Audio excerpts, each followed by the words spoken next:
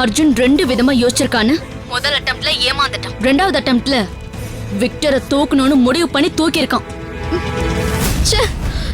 என்ன சாட்சி நீ மறுபடியும் அவனை அர்ஜுன் மாமா தூக்கிட்டு போற அளவுக்கு இவ்ளோ கேர்லெஸ்ஸாவா இருப்ப?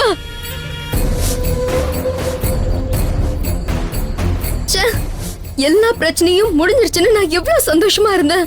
நீயே இப்ப பெரிய குண்டு தூக்கி போடுற. எப்படியாவது என் கல்யாணத்தை நிறுத்தணும்னு அர்ஜுன் மாமாவும் ரோஜாவும் தீவிரமா வேலை செஞ்சுட்டு இருக்காங்க. இந்த நேரத்துல போய் விக்டரை தூக்கிட்டாங்கன்னு சொல்ற. என் கல்யாணம் நடக்குமா நடக்காதான்னு எனக்கு பயமா இருக்கு. அர்ஜுன் மாமா விக்டரை கோர்ட்ல பேச வச்சுட்டா நம்ம ரெண்டு பேருமே ஜெயிலுக்கு போயிடுவோமே. என் கல்யாணமும் நின்னு போயிடுமே. பயப்படாத அனு, சும்மா புலம்பிக்கிட்டு இருந்தா வேலைக்கு ஆகாது. அர்ஜுனுடைய நடவடிக்கையை கவனி. அவன் எங்க போறான், யார பாக்குறான், அவனுக்கு யாரெல்லாம் போன் பண்றான், எல்லாத்தையும் கவனி.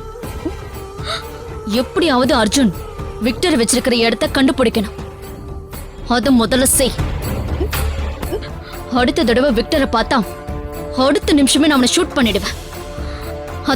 அதான் நமக்கு சேஃப். சரி, அர்ஜுன் மாமாவை நான் ஃபாலோ பண்றேன். அவர் நடவடிக்கை எல்லாம் கவனிக்கிறேன்.